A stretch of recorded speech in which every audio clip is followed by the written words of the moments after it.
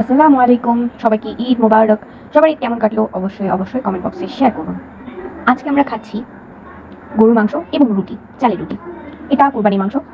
আমি দোয়া করি সবার কুরবানি যারা আমরা করেছি সেটা আল্লাহ মন থেকে অ্যাকসেপ্ট করুক, কবুল করুক।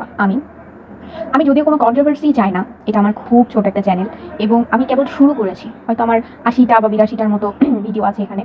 তবে আমি যদি বলি আমি আজকে হিন্দু বা মুসলমানের কিছু বিষয় নিয়ে বা ধর্ম নিয়ে কয়েকটা কথা বলতে চাই, তাহলে কি হিন্দু অথবা মুসলমান সবাই শুনবে? এখানে যদি বলি, আমি কিছুদিন হলো, এটা প্রত্যেকবারই হয়, আমি কন্ট্রোভার্সি শিকার হতে চাই না, এই জন্য বলি না কথাগুলো।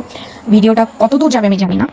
তবে আমি কিছু দিন হলো দেখছি যে হিন্দুরা পোস্ট করছে তাদের মা, অর্থাৎ গরুকে তারা মা মানে, তো তারা পোস্ট করছে যে মা তোমার উপর কিছুক্ষণ পর বা কিছু ঘন্টা পর অত্যাচার হবে, কিভাবে তোমাকে বাঁচাই। এই যাতে অনেক হিউজ পরিমাণে পোস্ট হচ্ছে। আর সেখানে মুসলমানরা গিয়ে মন্তব্য করছে যে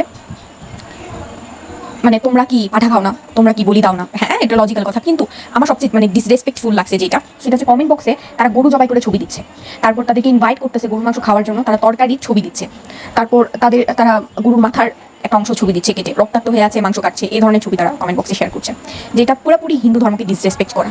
এটা আমি বলছি, আমি একজন মুসলমান, আমি বলছি। আল্লাহ বলে নাই যে তুমি একটা ধর্মকে ডিসরেসপেক্ট করো। যে চাই তোমার ধর্মতে আসতে নিজে থেকে, অথবা তুমি যদি তাদেরকে করতে পারো, ঠিক আছে, তারা অবশ্যই, তুমি যদি চেষ্টা করো নিজের ইসলাম তুমি ছড়াই দিতে পারো, বাট সেটা নেগেটিভ ভাবে না, একদমই না। আবার হিন্দুদের ক্ষেত্রে যদি বলি, এটা মুসলমানদের অবশ্যই এক নাম্বার একটা পয়েন্ট, ভুল পয়েন্ট। আর এটা করা একদম ঠিকই না। আমি প্রত্যেকটা মুসলমানদেরকে মানা করবো, যারা যারা ভিডিওটা দেখতেছে অবশ্যই বলবো। আর হিন্দুদের কথায় যদি আসি, বাবা তোমরা কি বলি দাও না, তখন তোমাদের ওই পশুগুলার কি জান নাই? ওই পশুগুলার মানে তখন কি মানে কুরবানি হয় না? তোমরা কি তাহলে তোমরা অত্যাচার করতেছো? খাবা কি? মুরগি খাও না তোমরা?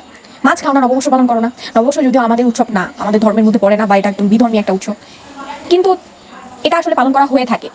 আমাদের পূজার মণ্ডপেও যাওয়া ঠিক না। যেরকম আমাদের কুরবানিতে একটা হিন্দু আসে না, তেমনই অনেকে আছে ছাগল কিন্তু কুরবানি দেয় হিন্দুদের মধ্যে। যেমন আমাদের নায়িকা মিম আছে, মিম নামের একজন নায়িকা আছে, উনি কিন্তু ছাগল কুরবানি দেয়। তো এটা আসলে যার যা যেভাবে অ্যাকসেপ্ট করার বিষয়টা, নেগেটিভলি অনেকে নেই, পজিটিভলি অনেকে নেই। অনেকে পূজাতে যাচ্ছে মুসলমানরা, কিন্তু যেটা আসলে ঠিক না। এখন কাদের দিক থেকে কাদের কোনটা কেমন ভালো লাগবে সেটা তাদের বিষয়।